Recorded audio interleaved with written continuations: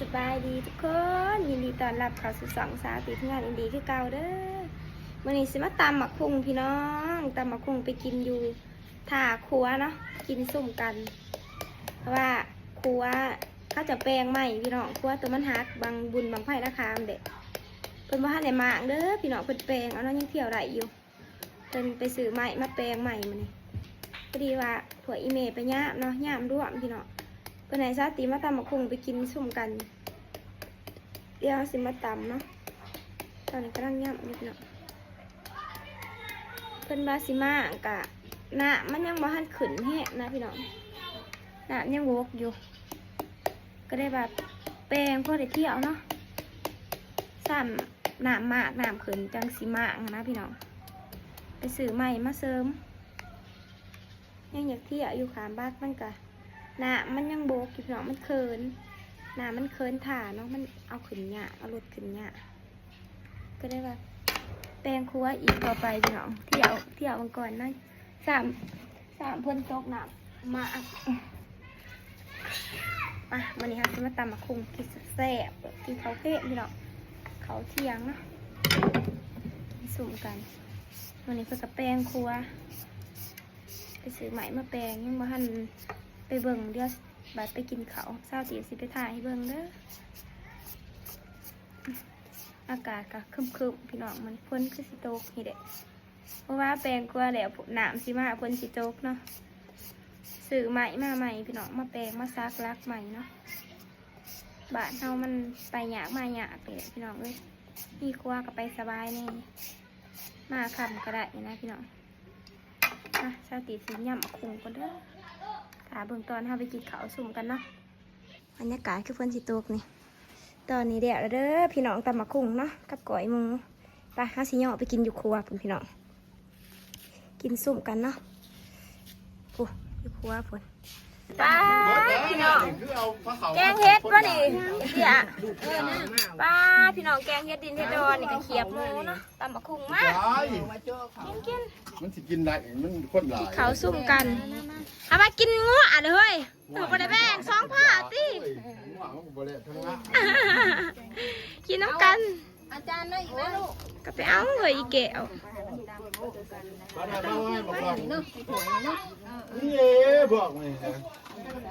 แบ่งไปให้ซุ่มผู้ชายเห็ดครัวพี่น้องว่าที่งานบอกนี่ฮะแปลงครัวยังเที่ยวได้อยู่เด้อคิดว่าสิมาก็ได้แซมน้ำเด้อไอ้บ่อครัวนี่ไปครัวธรรมศาสตร์ดูกำลังกินกำลังคนมากกับน้ำไปน้ำน้ำบ่เอาน้ำมันดีแม่น้ำมันเอาน้ำมันน้ำอ้าวสองคนกับญาติกันพ่อญาติเอ้า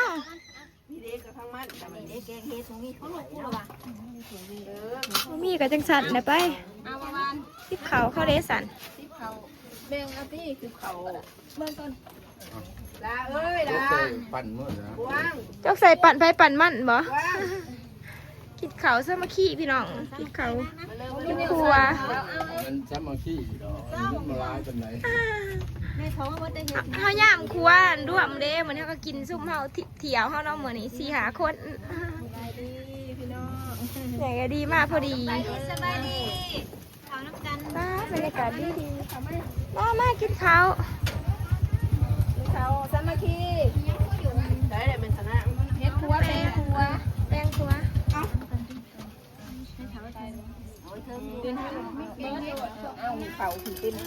แกงเฮ็ดปลาเสียบได้เห็ดชาเห็ดดีแม่ลูกมาแม่เขากวางท้องมาเขามาแม่นะฮะมันขึ้นยี่นั่งไปเอาอีหยังอีกท่านมา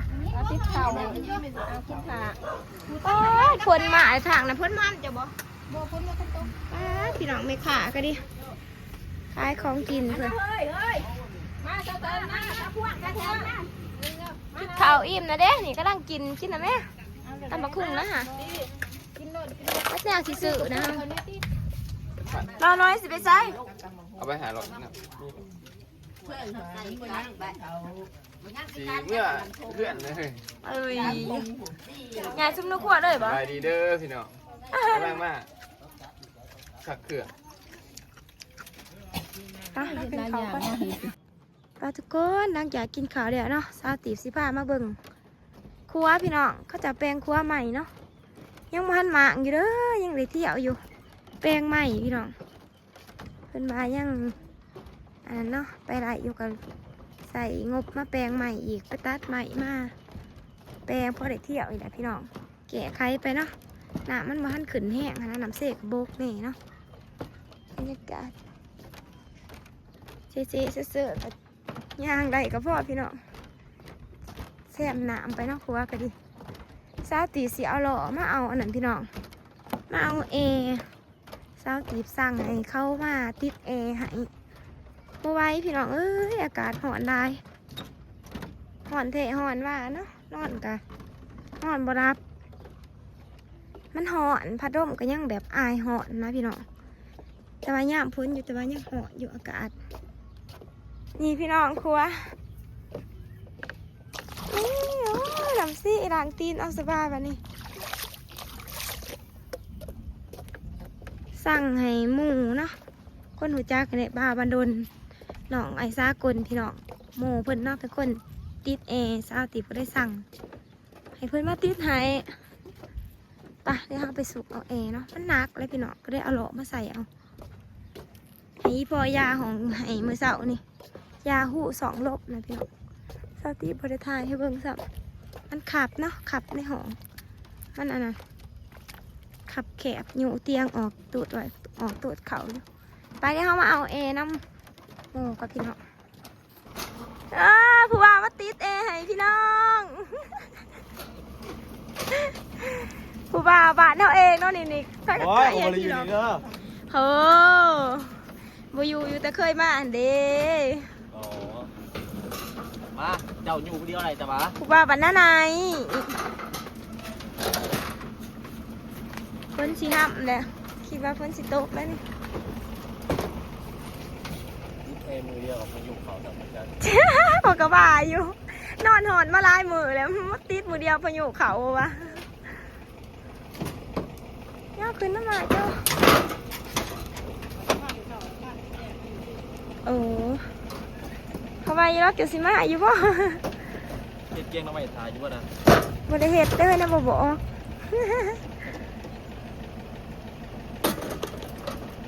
สร้างแล้วนี่พี่น้องเปลี่ยนทับงานใหม่เนาะเฮ้ยเป็นสร้างแล้วเดี๋ยวนี้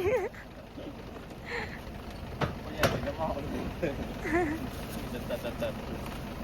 เมาขางบ่ 2 คนนี่บ่โอ้ไปพี่น้องเขาสิเอาอันนี้ลงก่อนคอยลงคอยมันคอยนี่ฮะอย่ามันลงไว้ฉันเอาลงทางหน้าแบบโยไว้น้ำเหมือนคอยได้เฮ้ยบางทีที่สั้นคือกันนะฮะบ่ไหวหรอกลงไปหอดคือจังอวยก็ได้คอยเด้อมันสั้นแห้งได้นี่กว่ามุนได้เขาแปลงเอาเหมือนนี้มันหักบางบุญบางไพ่นี่ดิรถเที่ยวลาย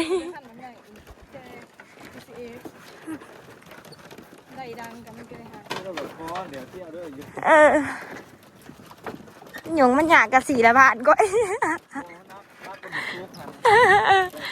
นักรถบักซุกไป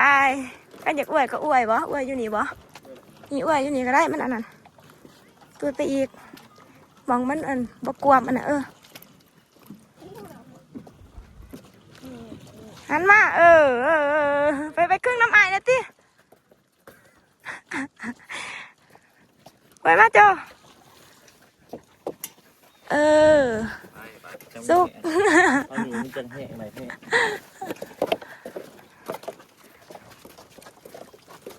ฝนตกมาอีกบอกว่าความครัวนี่กันใจอยู่ห้ากับแปลงมานี่แล้วนี่โอ้อะไรที่อะไรอยู่ก็ได้แปลงมันเพราะว่าฝนกับคอยมาเป็นยอดนะบริมาตลอด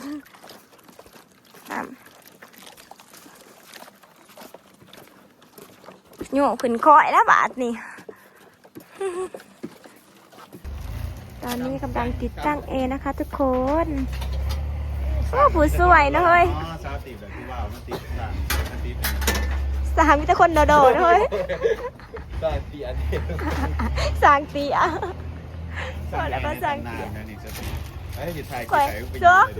เพราะว่ารอก็ติดแอร์ให้เห็นคอนเทนต์ดิสร้างแอร์ในตำนานนี่ห้องสาติมนะคะ โทรหาสั่งแอร์สั่งแอร์ในตำนาน มาคนเดียวเด้อสร้างมือนะแอร์พี่ ถ้าจะดูตีได้สั่งคนพี่เหรอเอ้คนพี่ สติบัสสีเที่ยวให้แอร์พี่ไว้ ก็ได้มาตัดสินใจสื่อมาติ และที่ใจสาวปวดเนาะ ถึงกายจะนอนยามฝนโอ้ยยามได้ก็ฮ้อนกันนี่แอร์ฮ้อนเบิดมือ เลยก็ดึงได้แล้วดึง เลยก็ติดเลยแล้วบัด ก็ นี้ ถือเขาล่มผักคอนี่ก็ ที่สำคัญสิบอกยังของเย็บเผือก อีบ้านสติพกมากพี่น้องอีผู้ เศร้าคิงคนเด้อวัน ตะกี้มากกว่ามันอีคนย่ามันหอนเด้คนบ่มีแอร์เขาอยู่จังได๋วะเบาให้มัน เศร้าเบาสู้ก่อนเลยคนยังเอ็มอยู่เลยจังไรวะถอนได้ กูอยากนี่ตีบ่ไปบ่มาเบิดมื้อเบิดคืนเบิดมืออีหลีเพิ่นเอาซัมซุงมาพี่น้องสาธิต คนที่ปีดมันยังกระดูกแตกที่สุด บิสุอิหยังวะ ไม่เถา จักแอร์อิหยังมิซูบิชิไดกิน ไปกินแค่ ได้กินแตกที่สุดถึงไหม ของอีหน่อยคือว่าเปิดบ่ได้เด้ออยู่ของอีหน่อยก็ได้กินก็นึกว่าเปิดบ่เย็นบ่หยังจะว่าอีหยัง จะมายังไม่จะเผา คนที่มานอนแอร์เขาเอาไปก่อน ขยาเขาหาใหม่ ทุกคนดีกันเยอะแหละ ใส่ใส่ เพราะว่ามันท่านได้เผาสักโลกถ้าเอาออกเองหมดเขา มันบ่ได้ดกแขวมันดัดแขวบ่ได้ดก เดี๋ยวว่ารัดนี่นะมันมีเคสมันหอดช่องปีปลายต่าง เอา ๆ พูดว่าเขาถ้าอย่างทอดจะจับมาทอด จนมาหอดอะไรช่วงปีจังทางมาคือโทนจะกลายมาบักเลยไอ้เมื่อกี้แบบแล้วเขาจะไปทอดเด็กที่หาปีเอา มันมีจ่ายแบบจบเคสได้กูถามเขาว่าจ่ายแบบจบเคสเท่าไหร่ 20,000 บาทซี่ดีเทนเนอร์ ถ้าพอซื้อของพี่ดีเทนเนอร์ จะมาจับ ไก่สีแล้วแล้ว3 ชั่วโมงผ่านไป แล้วมาแต่จับนึง ประมาณ1 โมงมื้อ2 2 โมงจับนึงเนาะประมาณ2 ชั่วโมง ไปเอายังไงแล้วเนี่ย น็อตโอ้หมอนี่คนงานกูดิโอ้สาอันนี้ไล่มันออกเด้ อันนี้ผู้ซอย คนงานนี่อยากสาไล่ออก อันนี้ยังสั่นกระทงหางอันนี้ งูไว้ผู้หนึ่งครับ เดี๋ยวนี้ก็จะไปล้างให้บ่าวซุกพี่น้องเพิ่นไปล้างมาปี1แล้ว ไปเห็นสติเป็นว่าเรามาเอาของมาล้างเนี่ยเขาเลยสั่นแอร์บ่ได้ล้างปีนึงมันจนบ่เย็นตอนนั้นย่างมันหอนกูเปิดสิฟกกับบ่เย็นนี่ว่ามันหอนโพดแต่มันยุดเองบ่ อากาศมันร้อนได้มันก็บ่เย็น เปื่อนเลยแกวสองดาวเดือดสองดาวมีเย็น อืม ที่พวกผมต่ำสุดแต่ยังไม่เย็นมีติ๊กสองได้ไหม มันหอนแห้งก็ย่างเลย โอ้เกี่ยวเศร้าต่ำเศร้าทรงเศร้าเข้าไปยังหนาวเลย แม่นข่อยเห็น24 25อ่ะป้ามันเปิดอยู่ว่ามันบ่ ของทหารดาวตุ่มมุมพวก มันมือปกติก็เย็นอยู่แล้ว เป็นคนขี่หนาวอีกเปิดเย็นบ่ได้ดอกประมาณจำเช้าปลายขึ้นไปได้อยู่เช้าหนาวหลายก็สั่นนี่มันไปนอนอยู่ไหนเนาะตุ่มบ่มแบบมันนั่นปั๊บบ่ได้ ว่าให้มันพัดน้ำเข้ากับพัดได้เนาะมันมีบอลหมุนเลย ท่านอื่นก็ทำปากตื่นกันมากก็ใครตื่นเมื่อไหร่ว่า ยังเป็นบาดอยู่ ป่ะ ป่ะ กูเห็นพัดถึงแล้วนี่ถึงเท่าไหร่นะ ถ้าต้องปั๊บพัดขึ้นพัดดงกันเนาะ มันมีแบบกางแบบพัดลบมาเลยก็เลยว่าไม่กดอยู่ใน อันนี้เลี้ยงสลิงมัน อืม บอกให้มันทำที่ก่อนให้มัน บาซุกกับไปซื้อไม่เอาแน่ทานในหมูท่าน ไม่ตีได้หรือว่า เออ อีเมลแล้วก็บ่ซื้ออีกแล้วฮะ แต่มันกันกัน ใส่อะไรรถในรูปเดียวกัน กำลังสิเด้เอา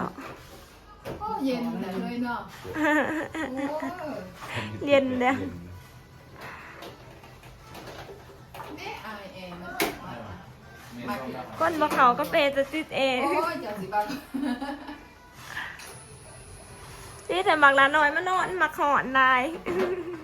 จ้างหรือว่ามาเนาะจ้างจะซื้อหลายหน่อยนะ เมียมาให้กูนอนน้ำเด้อ แล้ว ถ้าเป็นคนมาขอน เย็นเด้อ ไปหันสะดมก็อยู่ไรอยู่เจอมัน แม่อยากมานอนมันดุเรือบาดนี่เออ ติดให้แม่นะตีติดตะลุก เจ้าตีบ่มีเงินพี่น้องแบบเป็นของตัวเอง แม่น้ำนะตี แล้วก็ด้วยกันชุกถือเลขสำเร็จเช็ดชิ้นไฟเด้เนาะสมมาเป็นสปอนเซอร์เจ้าตีผู้จะปิดติดคู่ห้องด้วย เอาแม่นี่ฉันจะ เด้ทั้งขาห้องกูเห็นได้อ ติดยังไงได้พี่กันนะเนาะ เออห้องนอนกับเปื่อนเพื่อจะได้แกะออกได้พี่น้อง ได้ติดอยู่ แล้วละเลยพี่น้องบัดเทอนี้ เก็บตัวนี้ไว้เด้อแม่ครับประกัน เอาไว้หาประกันเพิ่นก็มีหาประกันให้เนาะอย่าเอาไปจ่ายเงินเพิ่นอยู่เนาะพี่น้องราคาเอนี่กับ14,000เนาะ14,500ตกเป็นเงินกีบกะ10 ล้านพี่น้องอย่าเอาไปจ่ายเงินเพิ่นอยู่นอกเนาะไอ้เนาะเย็นเลยพี่น้องเอ้ยบาทนี่บ่ได้ฮอดเด้อไปย่าออกไปเนาะพี่น้องเดี๋ยวเลยพี่น้องน่าสิมาจ่ายเงินเนาะ เท่าไรนะครับ 10 ล้านเลยเรียบละหารับเบิ่ง โมยทอนมาจากธนาคารนี่มาที่นับรูปมาเลย กันแนบหนึงมันมี100ไว้จะกระนับใจบาบ่ครบหวย นี่พี่น้องเพิ่นมีให้ไปหาประกันเนาะหาประกันจังไดนี่จักเรือนจักหยังปีหนึ่งถ้ามันมีปัญหาหยังกะแชทไปหาจ้ะบ่าโอเคก็มีไปหาประกัน1 ปีพี่น้องเงินไทยกับประมาณ10,000กับ15,000เนาะเป็นเงินกีบเท่ากับ10 ล้านพี่น้องได้ที่สุดกับจิตจนได้เนาะ มาติดจะหูจักเนาะไอ้กระน้องไอ้ซากลซากลไปอยู่ใส่เขาประทานบอกกระชิลง เกาหลี โอ้เปกงานอยู่เกาหลีคุณพี่น้องเอ้ยเปกงานอยู่แต่สินั่นแน่เนาะแต่สิอันนั้นเฮ็ดคลิปไปเงินดีเกาหลีโอ้เป็นบ่าวเกาหลีปุ๊บพี่ก่อนยังมา เอามาเอาลง นับไหม หากคอยนับมากกับอันนั้นเดียวมันก็ครบร้อยแต่ว่านับอีกอย่างมันบ่ครบ ปิดก่อนเล็กหน่อยเอ้ย เล็กหน่อยก็เปิดเพลงบอกว่าปิดก่อนมันก็ยังไปเปิดอีก เดี๋ยวโดน หาสาวกินคำเลย เอาแน่เลยใส่กินคำกูเหมือน อ๋อหาอะไรกินเลยหาอะไรกินเลย อะไรกินได้ นี่เธอเอมาเขาจะเดือดเต็ม ไปพี่น้องเดี๋ยวเราสิไปเบิ่งบาวซุกติดเอก่อนเด้อล้างเอเพิ่นเพิ่นติดมาหลายปีแล้วเพิ่งมาในล้างก็เถื่อ นั่นมาเย็น พี่น้องของบ่าวซุกนี่บ่ของผู้บ่าวค่ะ เออ 6เป็น6ผู้ไม่อยู่มาเนี่ยผู้บ่ได้เว้าให้กู เป็นระเบียบตี ผู้ เดี๋ยวหกจัง ผู้ คนมากนะนี่ อีมาอยู่จักกายยังตะกายอีหยัง อ้าวนี่กระตุกทำงานก่อนเลย เราทำงานนะคะกับทุกคน จะคือคงจ่าที่มันยังข่าวไปถูก ของคนมันแค่บ่าวซุก นี่แต่มันตามเตียงนอนคอยนอนสบายซิว กาดกูมีคือกันหลังเอพี่น้องโอ้เราใส่กระตุกเนาะคิดว่าเราออกไปเนาะง่าเป็นดักเอแล้วค่ะเท่าไรสุกหลังเอ 300เดือน300,000 บาท 300,000 50,000กีบ300,000เต็ม500 บาทนะพี่น้อง ประมาณนี้เนาะพอดีว่าสร้างเพิ่นมาเฮ็ดให้สติเพิ่นก็ใส่บอกเขามาเฮ็ดให้เลยล้างให้เลย ว่าอันเท่าไหร่เคสทั้งหมด 2,000 บัวเคสแอลกอฮอล์2,000 ถ้าสิจักเลย 800กว่าบาท ป้ากูก็มาคิดว่า800มันมีตัวถืออยู่แต่ว่ามันตัวรวมตัวถือ แพงกว่า นี่ นะ คื เฮ้ อย ใส่นี่ตกน้อยหนึ่งก็แตกซะออกปึ๊บพุ่งออกเลยมันก็ใส่ได้ก็ต้องเปิด ประมาณนี้เลยพี่น้องนี่พี่น้องเฮาตีสิสังขางเด้อเพราะว่าเพิ่นบอกว่าตีสิอยู่ทั้งหัวหั่นมันกายเฮาเนาะเพราะว่าเฮานอนปิดหัวไปทางนะมันสิบ่เย็นก็เลยว่ามาสิสังขางน้ำเอก็สิเหยาะประมาณนี้พี่น้องคือออกลายเถอะเนาะเขายังบ่เข้าใจเดี๋ยวเฮาไปเบิ่งข้างในพี่น้องตอนนั้นน้อยข่อยมาลองใหม่นี่บ่ได้เฮ้ยอาบน้ำโอ้ใส่ชุดหล่อโอ้มาลักนอนใหม่บ่นี่อยู่นั่นเนาะมาไหนมีอันพี่น้องยังอึกกระถึกอยู่เนาะเย็นอยู่บ่นี่ของเขามีเย็นๆเด้อมีคนสิมานอนน้ำได้เนาะ คือได้ใช้ปลาล่อนเลยว่าเลย มีคนสิมาลักนอนน้ำได้เนาะว่านี่อยากอยู่เย็นนี่บักดาน้อยมาลักนอนเด้นี่เธอเจมเป็นคนขี่หอนพี่น้องตีเป็นกระเงือกผลมาต้มมาเนี่ยประมาณนี้เนาะพี่น้องห้องเนาะอันนี้ก็อีพอสาบเองตันหูอันนั้นหู2 ดมเนาะมันมี3 บ่อยทางหัวมันนอดขางมันนอดนะคะทางหนา